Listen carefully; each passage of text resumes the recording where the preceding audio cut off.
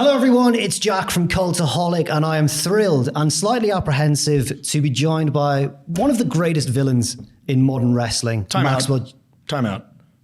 I'm a hero, pal. I'm not a villain. I'm an American hero. I'm the American champion. Everybody looks up to me in my country. Now, in your country, okay, maybe I'm not a hero. Maybe I am a villain because you guys all have poor taste.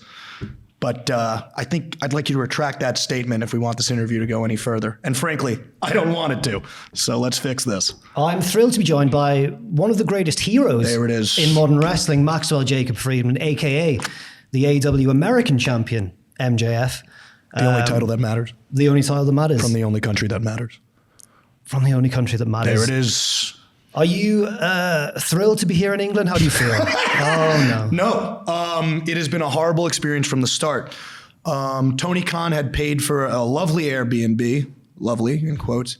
I get off the jet. I am driven to this Airbnb. It is dusty. It is musty. There is no AC. What's up with you Brits? I'm in another room with absolutely no AC. Yeah. What, is that like a weird thing here? You guys just don't need air conditioning? Not typically, but it's been kind of unseasonably hot recently. Yeah. Interesting. Anyway, that would explain why you're also pasty white. It's normally not hot, correct? Yes. Got it. So that explains the fishy pale complexion. Fishy, okay. And the fishy smell, but that's an entirely different thing. That's just the sweat, right? Because you're not used to having sun on your skin. Anyway, so I walk into this place. It's a dump. So I obviously called up that curly-haired, four-eyed Mark, and I said, hey, I'm going to need a new spot. You got me one. Everything's cool now. The American champion's happy, as you can be when you're in the UK, which is not very. And I found a decent enough gym, Muscle Works Gym in London. It's very solid. There's a shout out. You're welcome. And I just benched 315 for like 20 reps this morning. And I'm wrestling a guy who I think weighs 115 pounds. Yeah. Named Michael Michael Oku? Is that it? That's it. Are you sure it's it? I'm certain, yes. Okay. Now this interview is taking place. Michael Obu. This interview is taking place before Michael Oku takes on yourself. Oh, Oku. Got it.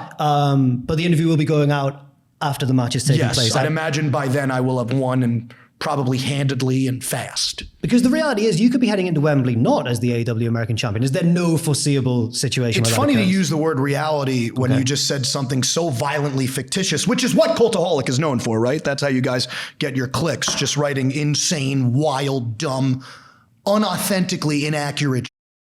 That one was up there for sure, me losing to Michael Obu. But I'm telling you, man, that the kid, I'm sure he's a nice enough kid, right? But he's English. And let's face it, you guys, you're just not athletes. I mean, look what happened at the Euro Cup this year. It was, the word embarrassing, I think, is fair, right? I think we overperformed our team's expectations slightly. Interesting. But I saw your Twitter when we lost the final. Yeah. And it did hit, it stung. It stung me to just watch guys who are supposed to be professional athletes. I mean, first of all, soccer's a joke. It's probably the easiest sport in the world. I think anyone watching this can agree on that. It's horrible. You don't need any money to play it. You just need a round ball and like a fishnet, I guess. And these they're running around and they're kicking the ball and they're afraid to touch each other. And if you touch somebody, you get a flag. It's a very lame sport. A card. A what? A card. What card? They're not a flag. There's no challenge flags or anything.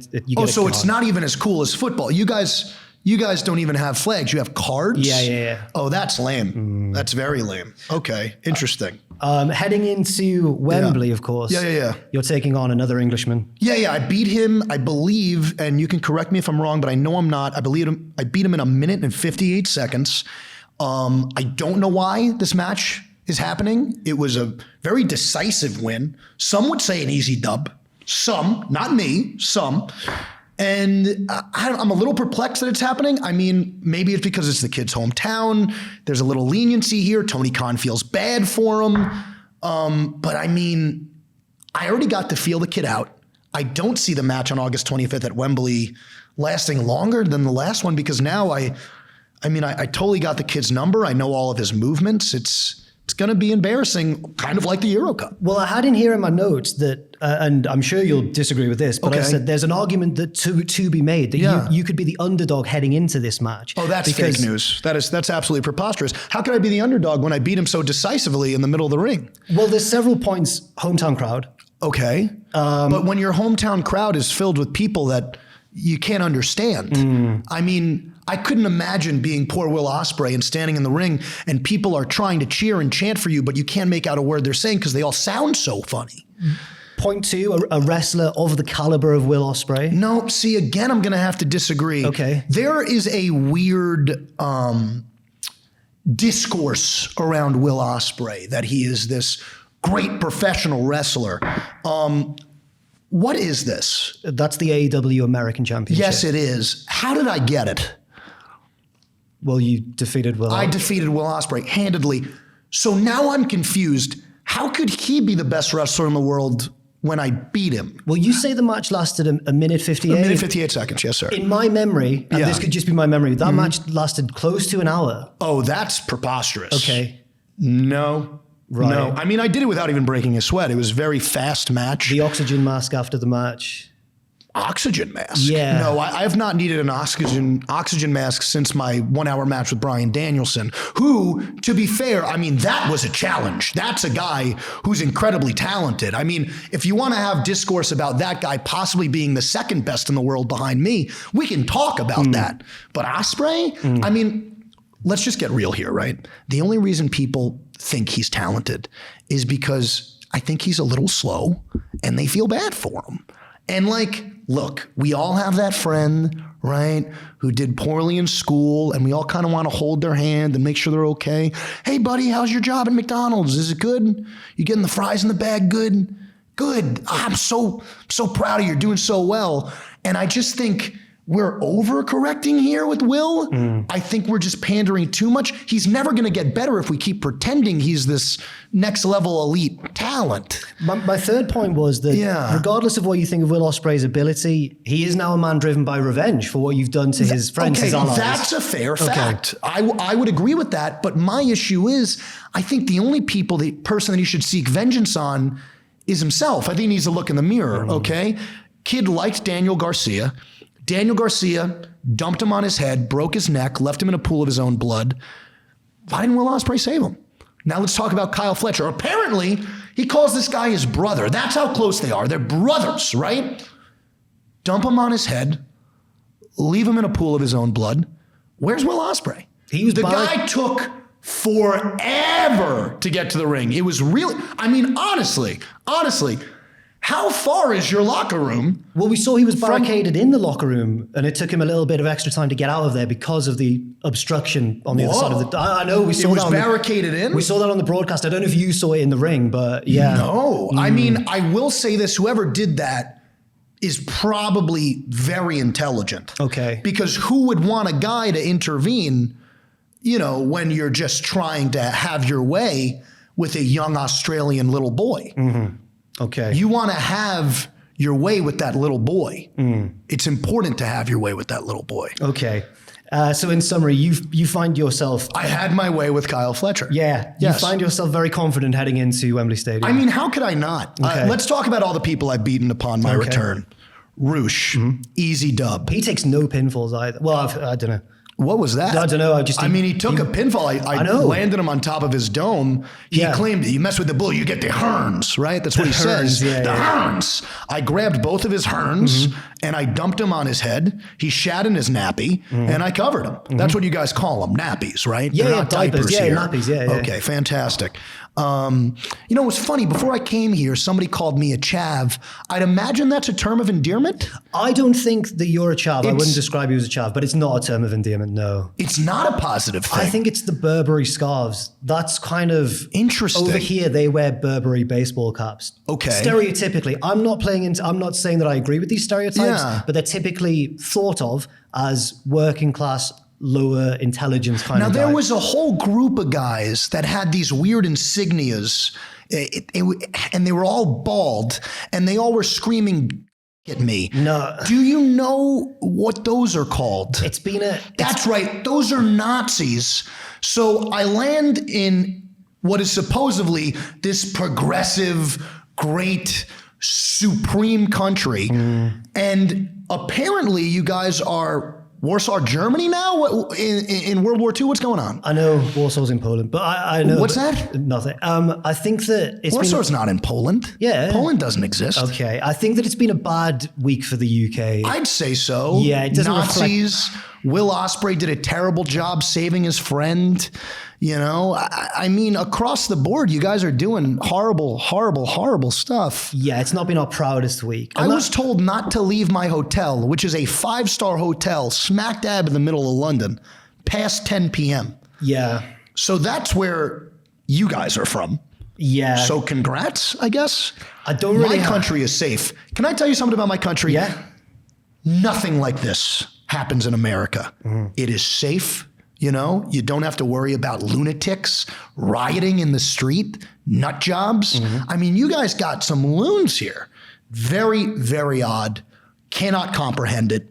I mean, as you know, my country is well known for peace, prosperity, great leadership, great food. Can we talk about your food really quick? If you want. Bland. What's going on? Do you guys not have seasoning here? We have gravy.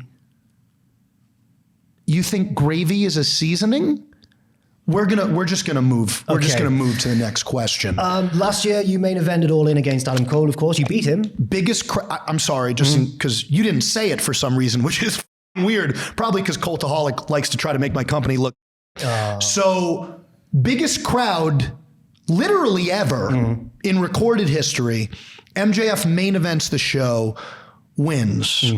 Why is that not talked about more? I think we all talk about it I don't think it's talked about enough. I have to be honest. I'm going to humbly say this. I really don't think it's talked about enough. Another thing I'd like to bring up, I just wrestled an individual, very talented Lucha Libre superstar in CMLL in Arena, Mexico. And I am the only person ever in history, ever, under the age of 30, that is not Mexican, to sell out Arena Mexico. This company has been around for almost 100 years. Why is nobody talking about this? It's a tremendous achievement as well. It's so weird to me. You know what I think the issue is? And I'm going to tell you what I think the issue is. I think people have an issue with the fact that I'm so talented. Okay. It's the only thing that I can come to terms with in my head. It's jealousy. But what else could it possibly be? It could be because no one else in the history of professional wrestling has ever been a more complete package. No one's ever been better at talking than me. No one's ever been better at wrestling than me. And if we're being frank, can you name someone who's put it all together to the level that I have at the age that I have? At the age, that's a different question. It's a big no. But it could be the way that you go about your business, the way you win certain matches. Last year, you seemed uncharacteristically virtuous for a time, especially in that main event against Adam Cole. You demanded 5 more minutes. You said his name. Rather you not say his name. Okay. Bad person. I murdered him dead. He'll never be seen in the wrestling industry again. He's retired. That's a fact. A fact? It's a fact, and facts don't care about your feelings. He's retired. I'd rather not discuss Adam Cole. Now, I'm fine with discussing aspects surrounding him. Better Than You, Baby, where I carried that team, and it was the most talked about tag team in professional wrestling in 2023, easily. We can talk about the fact that we were also Ring of Honor tag team champions, where I also carried us to winning that championship via hitting the kangaroo kick, which is the most devastating maneuver in all of professional wrestling.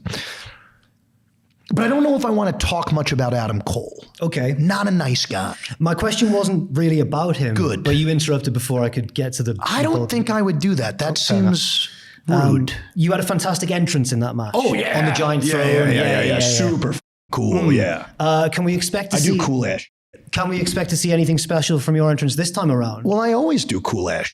That's like what I'm known for, is just being super cool. And I think that's a part of where the jealousy spins off from. Most of these guys, their music hits, they come out and, you know, you hear the crowd. And by you hear them, I mean you don't, if you catch my drift. The second my music hits, which again, here's a fact, best music in professional wrestling. Fact. It is the biggest earworm, bar none. When you hear that song, I mean, I bet right now. Oh, it's in my head. It's in your head. Yeah. I mean, let the people know. Let the people know what's going on in your head. How does it sound? And then there's a little bit of yeah. That's a good part. That's a really good part. Yeah. You know, keep going. Yeah.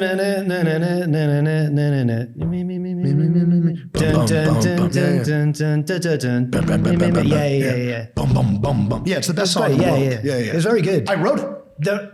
You wrote it? Yeah, I wrote it. I recorded it. It's my song. There are many strings to your bow. You have a lot of skills that I was unaware of. Like I said, the most complete professional wrestler of all time, and that's where I think the jealousy stems from. That's fair enough. I think a lot of us, well, if we're English, we're probably fearing, but a lot of us are maybe anticipating some kind of like Apollo Creed in Rocky IV, Americana, big entrance that's going to really inflame the fans. I've never seen Rocky before. Any of them? No. Oh, Owen behind the camera is a big fan. No. I don't. Can you explain the plot to me? Because is it Rocky? Is it about a rock? It's about boxer. Ooh, what a weird name for a boxing Rocky movie. Balboa. Yeah. That's odd. He takes on the champ, but in the first one he gets to the end and he loses. But it's okay because he still has his pride. But I imagine that's a philosophy. Why would you have pride? You've lost. He lost, but he went the distance. That sounds absurd. Well, who won? This Apollo Creed character? Yeah. I'll look into him. He sounds cool. Okay. Fair enough. We've talked about Michael Oku and the match that will have taken place already by the time this I'm interview sure goes I've out. won by now. Watch out. I've just got a bit of advice for you here. Watch out for the single leg Boston Crab. He is the master of the half crab. So I already have an issue with this. I feel that using that term, master. No. Boston. Oh. You're kind of stealing from my heritage. But you're a New Yorker. But it's an American state. And I find this, I'm just going to say it. I think it's really insensitive of you, Michael Oku, to call it that. Find your own land and your own culture. Rude. I'm not saying we should cancel Michael Obu for this. No. But it's not right. We should name it after an English city. Yes. The Birmingham Crab. Yeah, like a place that no one gives a about, so it's less offensive, The London Crab. I'm not a fan of London myself personally. Well, I don't know if anybody is. I don't know if anybody's a fan of any area of this country. I mean, I'd like to talk more about your country.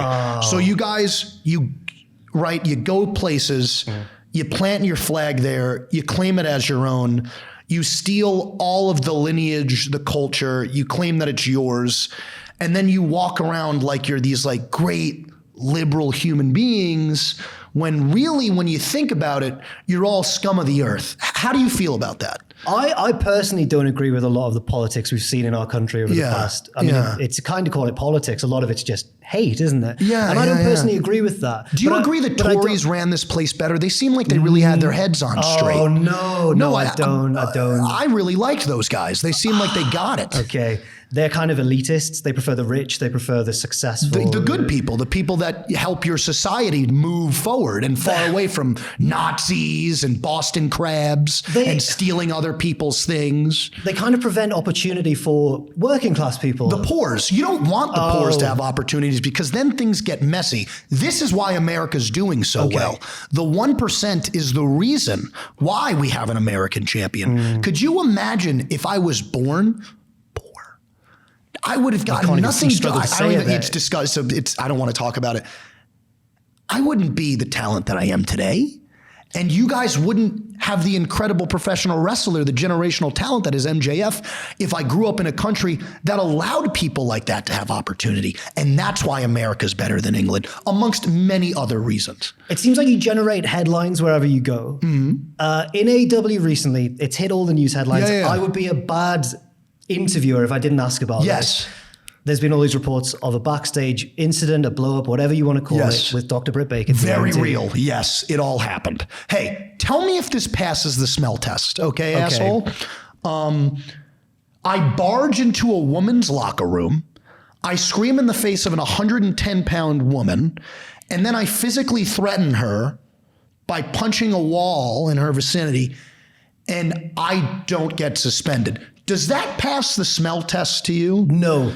Interesting. I read a correction which then said you didn't barge into the locker room. Yeah, I don't think there was enough corrections because almost everything that was written didn't happen. Okay. Listen, everybody has coworkers at work they may not get along with. I have a feeling that this was blown out of proportion because all of the English wrestling commentary places that make money off of people like me who are far more rich and talented and handsome and humble need clickbait. I can sit here and I can say wrestling is a very competitive sport. It breeds a level of insecurity like no other. However, I can easily, sitting here, I can put over any talent, regardless of whether or not I like them as a human being. I can sit here and I can tell you that Britt Baker versus Mercedes Moné at Wembley on August 25th is going to be an epic match. It's huge, yeah. And we should all be excited to watch it. I don't have to like all my coworkers, and that's fine. But yeah, dude, that was wild to read. Yeah. Wild to read. I just had to ask about it because it was it was the hot button issue of last week. Also recently. I wouldn't put over Will Ospreay though. He's a bitch. Okay. Yeah. One thing that surprised me recently, it was upon your return from injury, you revealed that you got an AEW tattoo. Yes, I did. That to me, it's very real. And so's my hair. Everybody needs to stop talking about my hair. I never said anything and my about tattoo. I saw the face you made. Kyle Fletcher mentioned your hair. Yeah, listen, where's Kyle Fletcher now? Quite banged up probably. Yeah. I'm going to repeat it from earlier. His neck is and he was left in a pool of his own blood. Okay. Because he has a bad friend. Yeah. We can all agree on that. Who is, let's face it, English. Yeah. And that's why he sucks. You seem to assume that I want Will Ospreay to win this match. I don't like Will Ospreay. I was one super kicked by Will Ospreay. Yeah. I kind of... But that's what you guys do. And we don't do this in America. You guys have a lot of infighting here, like Civil War-esque infighting. We all get along in America. You had a literal civil war. I don't think that happened. Okay. I think why would you... See, this is what's wrong with Cultaholic. Here's your clickbait. You just made up an entire war for clicks. An entire war. You just sat there and you made up a thing and you stated it as fact. And now everybody watching this is going to think that this occurred. We've always gotten along in my country, unlike yours. Now that you've pointed that out, that was a reckless thing for me to do. It's reckless, childish. Yeah. And frankly, with all due respect, you should yourself. I'm very ashamed of what I just did there. Yeah. There was never an American Civil War. Yeah. Fair enough. Thank you. The AEW tattoo. Yes. Seemed like an incredible show of loyalty from someone who... It's a very real tattoo. Yeah. Yes. Who... And my hair's real. Yeah. Yeah. I never questioned the hair. Shut up. What do you want? When you unveiled the tattoo, it came at the kind of the tail end of a period of your career where you were, as I say, behaving differently maybe? You were embracing the fans a bit more? Yeah. I had a friend at the time who I wish died of dick cancer. Yeah. And he convinced me to let the people in, right? So I did, and I learned my lesson. And it's never going to happen again. What changed your mind back to being the old MJF? Oh, I don't know. The fact that while I was sat at home, literally injured beyond repair, I'm watching Dynamite in Jacksonville, Florida, and I have to listen to people chant, "Thank you, Joe," after that tubby bitch cheated me out of the title that should still be around my waist, the Triple B. Okay. Is that a title that you have obviously at the moment, your priority is the AEW This is American the priority, is proving America's superiority to everybody in your country. All of your crooked teeth countrymen. Would your primary aim be to win back the Triple B or to elevate this title beyond? As I've stated, I'd like to do both. Okay. But I'm also a man that picks my spots.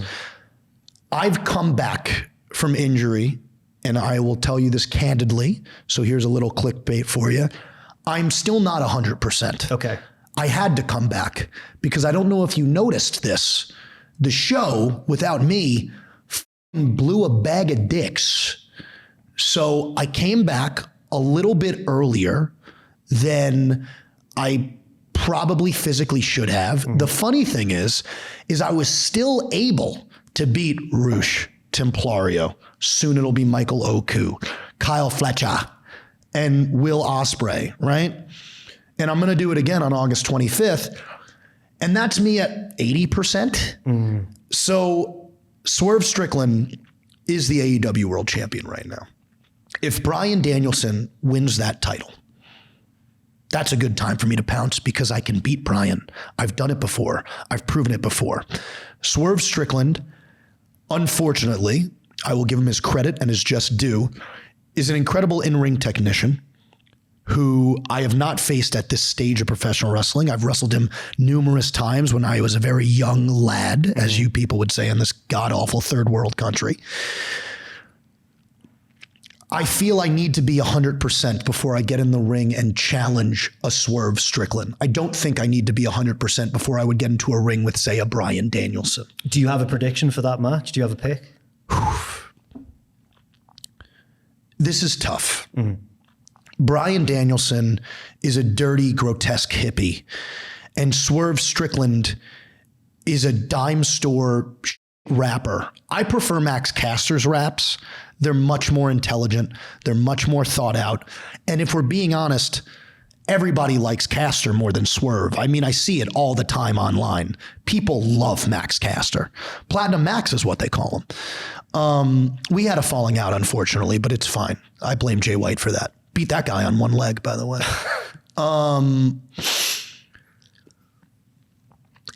It could really go either way. Okay. And I know that that doesn't help you. Like, gun to my head, I feel like I've seen what happens when Swerve Strickland is put in a corner. It gets very dangerous. He gets very violent. You know who else gets very violent? Me. So I'll say this. I think I'd prefer Bryan to win because it'd be easier pickings. That man is hanging on by a thread. Bryan Danielson would be easier. It's just a crazy sentence. I'm just being honest. Right, yeah. Listen, he's in the twilight of his career right now. The man's spine looks like a Looney Tunes drawing at this point. He can barely walk straight. But the scary thing is, he's still probably one of the best in the entire world in the state he's in now. Yeah. So, I mean, what we're looking at is a scenario where, much like a boxing match, if one good punch lands from either of these opponents, if one good maneuver lands, one good submission, one good pinfall, they can win. I just personally, as a competitor, would rather deal with the Bryan Danielson that is in this physical condition right now. Because we'd both not be 100%.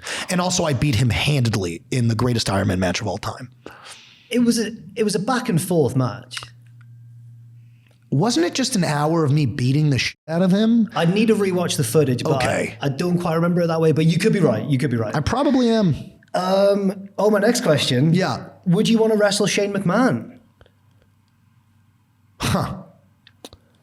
I think it would be bad for Shane McMahon's mental health to get in a ring with me on a microphone or bell to bell. Okay. So my answer is yes, because I would have the time of my life. But my answer also, just because I'm so salt to the earth, is I think for the first time in my career, maybe I'd feel bad. What was your reaction to the photograph that everybody saw of Shane with Tony Khan? He's a mark. I mean, yeah, that was my reaction. Sorry, it's hot in here. I didn't mean to laugh at either Shane McMahon or Tony Khan. I have tremendous respect for both of those guys. Yeah. But sure. Totally. But it sounds like you maybe don't quite as much. I don't respect either of them. I respect the fact that I am the highest paid athlete in my company, rightfully so. Outside of that and the money stuff, I don't know, man. I have a theory about Tony Khan that I've personally come up with myself. And sure. I would hate myself if I didn't ask you now. Shoot. Like, this goes all the way back to, do you remember when Brandy Rose used to do the shot of Brandy videos? The most viewed Brandy Rose shot of Brandy video, because the biggest draw in professional wrestling is MJF, as we've discussed previously, is in fact MJF. Brandy, great girl. In Tony's video, in his episode with Brandy, yes, he's got this paper cup. Yes. He's drinking from it. It looks like there's nothing in the cup. Later at press conferences, I've noticed this now. There's paper cups in front of him. Yes. It's not just water, it's any liquid. I feel like he doesn't ingest liquid. That's wrong. Okay. There's a GIF of him literally downing a massive bottle. Do you ever see online the liquid go into his mouth? 1,000%. Really? I mean, this was memed. Okay. Yeah. Oh, no, he struggled. He struggled. He struggled to drink it is what you're saying? Because he's not used to it. He doesn't do it. I think it could have just been the weight of the water in his fragile little hand. Yeah. Although I will say, freakishly large biceps on such a small man. If you ever meet him in person, it's weird. Wow. Like he's got these Scott Steiner-esque biceps. Do you think he just kills it on biceps? I don't know if he's just sitting at home exclusively doing curls. Yeah. But this man's arms are weirdly large. I'll need to look out for that. Yes. I can't say I've noticed it. Yeah. That is the only thing I'll give him credit for. His biceps of all things. Fair enough. You say a lot of very horrible things on the mic. That's harsh, but go on. And as it turns out, in a one-on-one situation... Do you hear that police car in the background? I hope you do, because that's what happens in this country. Yeah. So much crime. America, no crime. No crime. No crime. Yeah. I've written here, you say a lot of horrible things on the mic, and as it turns out, in a one-on-one situation, I pre-wrote that, which is foolish of me in hindsight. I'd say so. Yeah. It was also foolish of you to think that you could get away with that facial hair. Oh. What's going on? There's barely any. Normally goatees are supposed to connect. Yeah. It's just not on the left side. Well, if I leave it to grow there, I can't grow any of these bits that you've got on the sides. Yes. Yeah. So because you're inbred? Or no, I'm not is inbred. What an accusation to make. I mean...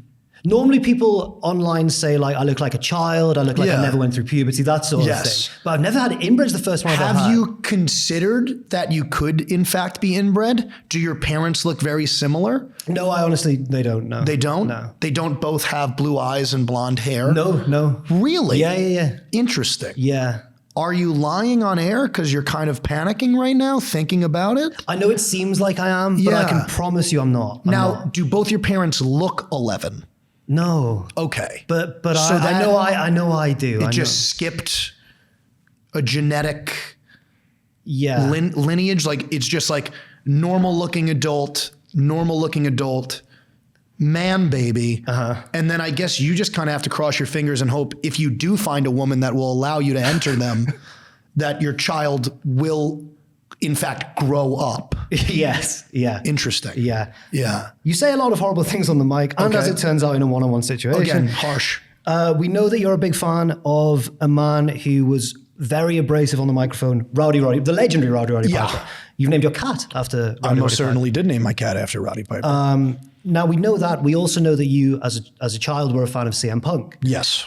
Who else did you look towards for inspiration when you were first making your way in the wrestling business? John Cena was a fathead on my wall. Okay. When he was rapping, and then he stopped the rapping and he started being very nice, and I didn't care for it. That's a fair point. Yeah. He would do kind of horrible things. My countryman, Wade Barrett, got buried under a mountain of chairs by a supposedly good guy, John Cena. Well, okay. I'm not one to defend first of all, my good friend John. I don't know if you've seen it, but I've seen. He puts me over all the time in interviews, as he should. I'm a generational talent. Generational talents, know generational talents when they see one.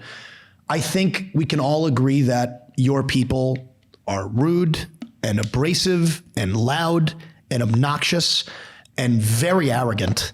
And Wade was constantly attacking him with multiple people, which again is something your guys do. You never try to have a fight one-on-one. Your friends always drunkenly jump in, right? So I feel John was just defending himself and his country in that moment. Fair enough. John Cena, Roddy Piper, CM Punk. Yeah. Any others you want to mention? I mean, Ric Flair in his prime. Absolutely. Triple H in his prime. God, I hate to give the guy any credit, but Chris Jericho. I mean, I really could go on and on. I mean, you see great stuff from Arn Anderson, another guy who just passed away, who in my opinion was a very, very, very underrated promo, being the Taskmaster. I can sit here all day because I am a student of the game, but I know that I can keep naming people and people be like, oh, I like that guy. because at the end of the day, I wouldn't have gotten into this industry if I wasn't a fan of the sport. Yeah. Right? So, yeah. That seems to be something that's changed a little bit over the years. Back in the 80s. They would pretend they weren't. Oh, right. In my opinion. Okay. Now, and I'm sure you can notice this, the guys who were athletes that jumped into the sport, I'm going to do honestly a fairly good analogy, which doesn't shock me because I'm very bright. Jim Hellwig, Ultimate Warrior, Sting. One guy, an incredible athlete, entered the world of professional wrestling without knowing much about it because he wanted to make money. And he had a meteoric rise. And then what happened? It all went wrong. Right? Yeah. Sting, an incredible athlete who respected the industry, was a fan of the industry, grew up watching the industry, had a meteoric rise. And then what happened? It went very well. It just went very well. Yeah. Right? So I personally feel you could be a mid-carder, you could be a job guy, you could be a flash in the pan, but you can't be an MJF if you're not a student of the game. Okay. That's a very good point. My next question, unfortunately, because that was a great moment, and now I'm going to undercut that with what I think is one of my weaker questions. Okay. I mean, just so you know, they've all been weak. Well, this one's much like your chin. Oh, I've never heard that one either, but okay. I know. Yeah. There is zero. I mean, I don't know if you've ever been told this. It's just, I mean, your face, you can probably eat drywall. Oh, wow. It's just so flat. Like there's no curvature anywhere. Like I think if you put your face up to that brick wall, you would just be able to just perfectly blend in. Well, if we get locked in, that's our escape route, I guess. Yeah. Just start chomping. This question, I'm hesitant now to ask. The point is, we did some research before this interview. You were an American a football guy, as you would say, in high school. You were It's very hot. No worries. You were a vocalist. You were a singer. Yes. Are you the Zac Efron of professional wrestling? First of all, me and Zac Efron, another buddy of mine from Iron Claw, which was a movie I executively produced, by the way. Good friend of mine. I was actually called that in high school by girls at parties. They'd be like, oh my God, you remind me so much of Zac Efron, because I was the leader of the all-male a cappella group, the Acafellas. The Acafellas. It's a tremendous name. It is. Yes. I came up with the name. I was an all-state county in choir. I was tenor 2. I was an all-state middle linebacker. I to this day, I hold the record in tackles at Plainview JFK High School. And is that a fishing thing? I don't understand. The record in tackles. I don't fish. Fishing's for people that like you do that because you need. It's the only way you can get food. Okay. If I want fish, I go to a nice Michelin restaurant. I order salmon or cod. Yeah.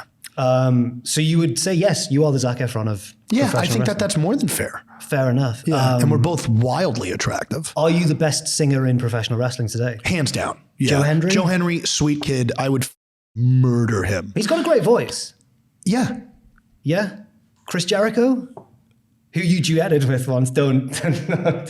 Why are you laughing? Because it was a tremendous duet and you were both equally good. Were we? That's why I'm laughing, because it was so equal. Listen, Fozzy is incredibly produced. Oh, yeah. Oh, no. They do a great job. I know what you mean behind that, though. I don't know what you're saying. I don't understand what you mean by that. You are hands down the best vocalist in professional wrestling today. Yeah, 1,000%. And also, I beat Chris Jericho, by the way. I don't know if you know that. Okay. I tapped him out in the Salty Earth armbar. And the sounds he made, I will say, in that moment, to me, they were angelic. You know? That's quite a sadistic thing to say, actually. I don't think so. It sounds almost psychotic. I'm just going to disagree. I'm going to agree to disagree. And maybe that's the first time we'll agree in the entire interview. Fair enough. It's been a pleasure, MJF. Thank you very much for joining me in this interview. Any final thoughts? Here's a question. Apart from yourself versus Will Ospreay, and apart from Bryan Danielson versus Swerve Strickland, and you've mentioned Mercedes Moné versus Britt Baker Tony as well. Storm versus Mariah May, I think is going to be absolutely incredible. Hook just came back, and he's a hell of a talent. If we do get to see Hook versus Chris Jericho in any capacity, I think it would be tremendous.